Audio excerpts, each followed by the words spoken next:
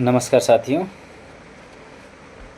हमारे भारत देश में धर्म परिवर्तन को लेकर के काफ़ी विवाद मचा हुआ है। उसके विषय में आज हम आपसे बात करना चाहते हैं। साथियों, धर्म परिवर्तन एक गंभीर मुद्दा बनता जा रहा है और धर्म परिवर्तन क्या है, वास्तविकता धर्म परिवर्तन क्या है, इसके विषय में हमें और आपको जानना बेहद ज़रूरी है। अन्यथा जिस तरीके से हमारे देश में धर्म को लेकर के बवाल मचा पड़ा है, विवाद है, लड़ाइयाँ झगड़े हैं, मारपीट है, उसमें हम लोग भी फंसते चले जाएंगे। तो सबसे पहले हम ये जानना है धर्म क्या है। तो जब हमने इसके बारे में जांच पड़ताल किया तो ये निकल कर आया कि धर्म वो है जिसे धारण किया जाए। जिसे धारण किया जाए उसे हम धर्म कहते हैं। और आज के परिवेश में हमारे भारत देश में धर्म के नाम पे इतने बुरे बुरे कर्म में लोग लिप्त हैं और अपने आप को धर्मी बताते हैं, अपने आप को धर्म का रक्षक बताते हैं। तो मेरे हिसाब से धर्म की जो परिभाषा है उसके अकॉर्डिंग जो धारण किया जाए या वह कर्म जो धारण करने योग्य हो उसे धर्म कहते हैं। तो धर्म के आड़ में जो आजकल आम जनमानुस कर रहा है वो काफ़ी दुखद है, दुर्भाग्यपूर्ण है। मेरे भाइयों, धर्म जिसे धारण किया जाए उसे धर्म कहते हैं, लेकिन हमारे देश में लोग दारू पीने वाले, गांजा पीने वाले, चरस पीने वाले, रेपिस्ट, भ्रष्टाचारी, मर्डरर, चोर, मारपीट करने वाले, गाली देने वाले और अश्लील कामों में इन्वॉल्व रहने वाले आज अपने आप को धर्म के रक्षक बताते हैं। तो मेरा एक सवाल है, क्या ये सब कर्म जिसका हमने नाम लिया है, क्या वास्तव में ये धारण करने योग्य है? अगर ये कर्म धारण करने योग्य नहीं है तो इसका मतलब ये हुआ कि ऐसे करने वाले धर्मी नहीं हैं। ऐसे कर्म करने वाले कभी धर्मी नहीं हो सकते हैं, क्योंकि धर्म का पार्ट ये है ही नहीं, ये तो अधर्म है। और ये सब काम करने वाले जो धर्म का झंडा लेकर के जो चल रहे हैं उनसे मेरा निवेदन है, भाई पहले अच्छे से पढ़ लो। जब धर्म की रक्षा करना है तो पहले धर्मी बनो, अधर्मी मत बनो। जब आप खुद धर्मी रहोगे तभी आप धर्म की रक्षा कर पाओगे। जब आपके अंदर अधार्मिकता, भ्रष्टाचार, लूचपन, निंदा, बैर भाव, द्वेष, झगड़ा, लड़ाई, मारपीट, मतवालापन, लीला क्रीड़ा, इस तरीके के बुरी नज़र, दुष्कामना, अभिलाषा, नशा, इस तरीके के पाप को लेकर के जो धर्म का नाम ले रहे हैं, ये बहुत ही दुर्भाग्यपूर्ण है। इसलिए मेरा ऐसे लोगों से ये रिक्वेस्ट है कि भाई धर्म ऐसे नहीं बचाया जाता। अगर आप धर्म को बचाना चाहते हैं पहले इन चीज़ों से बाहर निकलो, ठीक है। मैंने बहुत सारे वीडियोस देखे, बहुत सारे एविडेंसेस देख रहे हैं आजकल। जितने भी बाबा, जितने भी गुरु, सबका एक एक करके काला चिट्ठा 1 बाय 1 निकलता रहता है। ये सब देखने के बाद ये पता चलता है कि वास्तव में जो धर्म के रक्षक है वो धर्मी है ही नहीं, वो तो खुद ही अधर्मी है। तो अधर्मी आदमी के हाथ में धर्म को संभालने की जिम्मेदारी अगर दी जाएगी तो बताइए कि वो कैसे संभव है।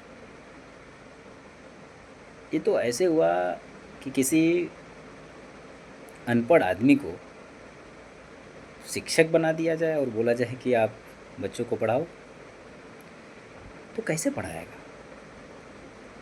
इस प्रकार से जो ढोंग हमारे देश में चल रहा है, जो कृत्य, जो कर्म अधर्म की श्रेणी में आता है, उस कर्म को करने वाले अपने आप को धर्मी बताते हैं।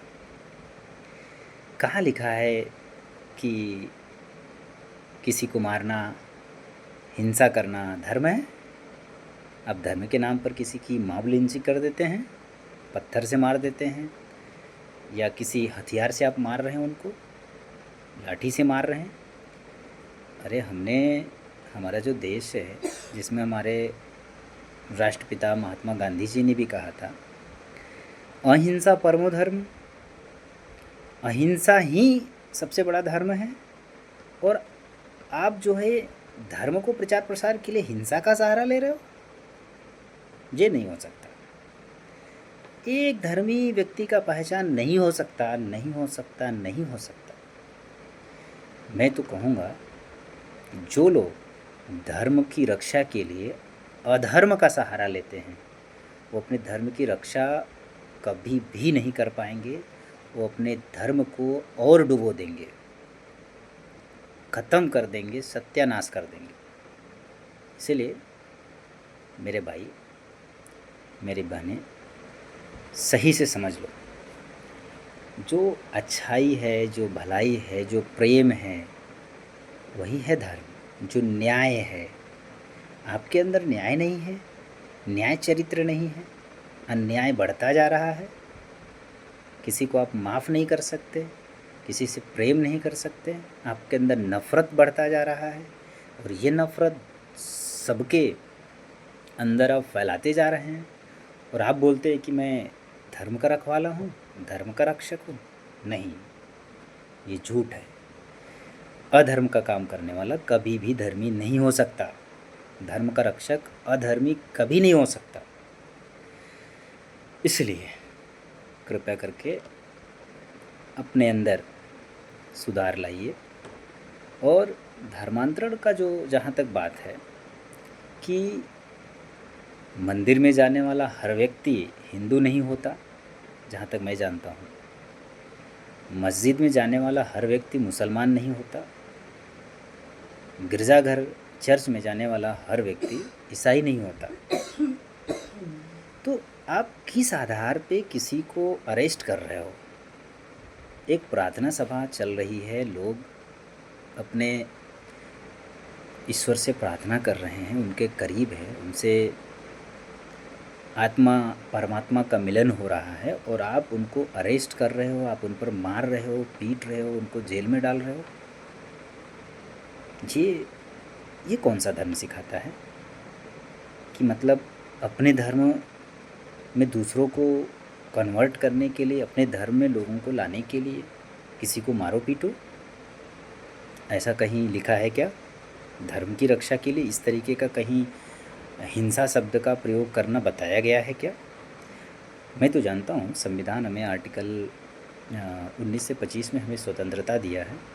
हम धर्म का प्रचार प्रसार कर सकते हैं, हम सभाएं कर सकते हैं, हम शिक्षा दे सकते हैं। एक गाइडलाइन है हमारे लिए संविधान में, और उसी संविधान का अनादर कर रहे हैं आप पूरी तरीके से बोलने की स्वतंत्रता को छीनना चाहते हैं। आप स्वतंत्र रूप से बोलने नहीं देंगे, आप कपड़े पहनने पर पाबंद लगाएंगे, आप खाने पर पाबंद लगाएंगे, बोलने पर भी पाबंद लगाएंगे। तो क्या मेरा देश स्वतंत्र है?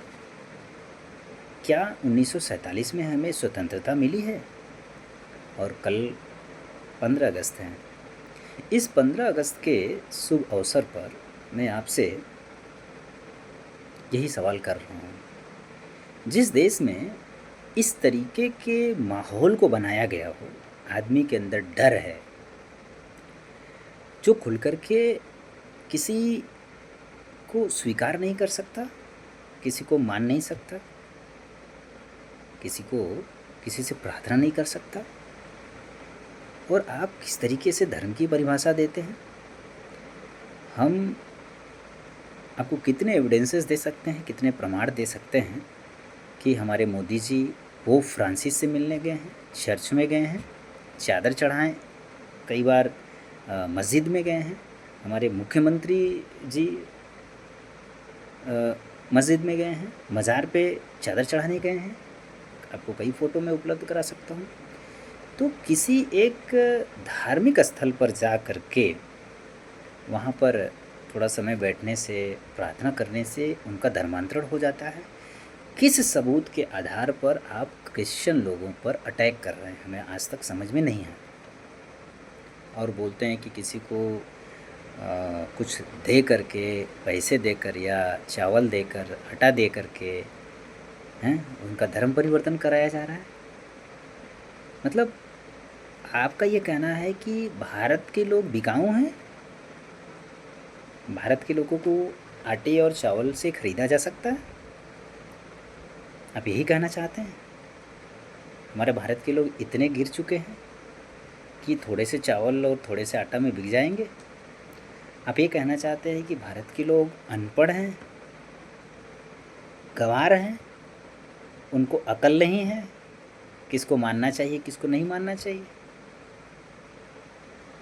क्या कहना चाह रहे हैं आप?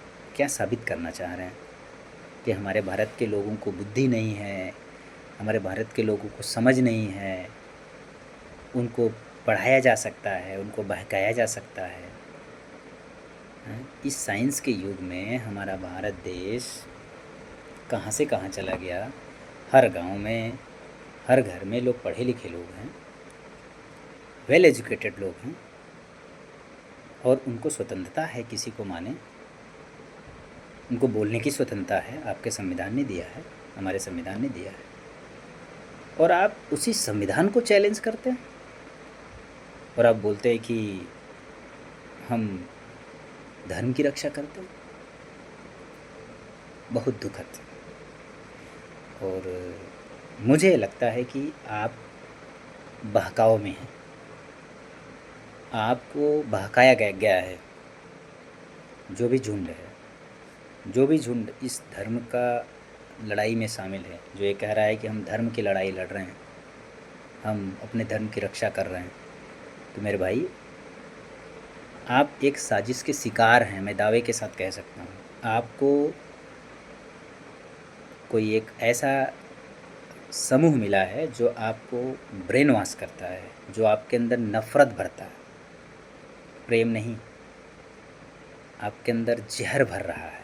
और आप किसी ऐसे ग्रुप के संपर्क में हैं जो हर दिन आपको जहर भरता है। हिंदू मुस्लिम, हिंदू ईसाई, हिंदू सिख, हिंदू जैन, हिंदू पारसी, हर दिन आपको आपके मन में जहर बोया जा रहा है। इसलिए मैं कह रहा हूँ, आपको इस प्रकार से आपके देशवासियों से, किसी दूसरे धर्म के लोगों से अगर कोई धर्म आपको नफ़रत करना सिखाता है तो आप समझ लीजिए गलत जगह फंस गए। क्या हमारा यही भारत देश है जो कहता है वसुधैव कुटुंबकम, संपूर्ण ब्रह्मांड हमारा परिवार है? संपूर्ण ब्रह्मांड को हमारा परिवार बताने वाले आप हिंदू मुस्लिम पर आ गए। जो हमारा भारत देश कहता था हमारा संपूर्ण विश्व हमारा परिवार है, और आज कह रहे हैं कि नहीं, हम हिंदू अलग हैं, तुम मुस्लिम अलग हो, तुम ईसाई अलग हो, तुम जैन अलग हो। तो मुझे समझ में नहीं आता है कि हमारे देश को आप कहाँ लेकर जाना चाहते हैं। हमारी स्वतंत्रताएं आपने छीन लिया। कोई मस्जिद में नहीं जा सकता, नमाज नहीं पढ़ सकता, कोई चर्च में प्रार्थना नहीं कर सकता। मतलब करना क्या चाहते हैं आप भाई? जिस तरीके से आप कर रहे हो, जिस तरीके से आप कह रहे हो हम इसको हिंदू राष्ट्र बनाएंगे, मेरे दोस्त सुन लीजिए, हमारे जैसे देश, अन्य देश भी हैं जो कम्प्लीटली टोटली क्रिश्चियन है, टोटली क्रिश्चियन कंट्री है, टोटली मुस्लिम कंट्री है। लेकिन जितना आपके यहाँ, हमारे भारत देश में, हमारे यहाँ जितना लोगों को सताया जा रहा है, माइनॉरिटीज़ को, जो अल्पसंख्यक को जितना सताया जा रहा है, यदि इतना किसी अन्य देशों में हमारे हिंदू भाई लोगों को अगर सताया जाने लगा, बताइए आप टिक पाएंगे उनके सामने? बताइए। सबसे ज़्यादा क्रिश्चियन कंट्री है, उसके बाद मुस्लिम कंट्री है, और आप क्रिश्चियन लोगों को सता रहे हैं। उनके अंदर प्रेम है, वो लोगों से प्रेम करते हैं। नहीं, जिस तरीके से हरकतें आप लोग कर रहे हैं धर्म का नाम लेकर के, क्रिश्चियन लोगों पर अटैक कर रहे हैं, यकीन मानिए अगर आपके जैसे हरकतें 1% अगर वो लोग करने लगें, आपको भागने का रास्ता नहीं मिलेगा, मैं गारंटी के साथ कहता हूँ। लेकिन वो लोग ऐसा नहीं करेंगे, क्योंकि हमारा जो परमेश्वर है वो प्रेम सिखाने वाला परमेश्वर है, प्रेम करने वाला परमेश्वर, नफ़रत का परमेश्वर नहीं है। मुझे समझ में नहीं आ रहा है कि ये नफ़रत आपको कौन सिखा रहा है। ये कोई ईश्वर नहीं हो सकता है जो नफ़रत सिखा रहा है, दूसरे को मारने के लिए उत्साहित कर रहा है, मार काट सिखा रहा है। ये भगवान नहीं हो सकता, भगवान मर्डरर नहीं हो सकता, बिल्कुल नहीं हो सकता। ईश्वर पवित्र है भाई, पवित्र है, उसके अंदर पवित्रता है। ईश्वर के 5 गुण हैं। वो सर्वशक्तिमान है, सर्वज्ञानी है, सब जानता है, सर्वव्यापी है,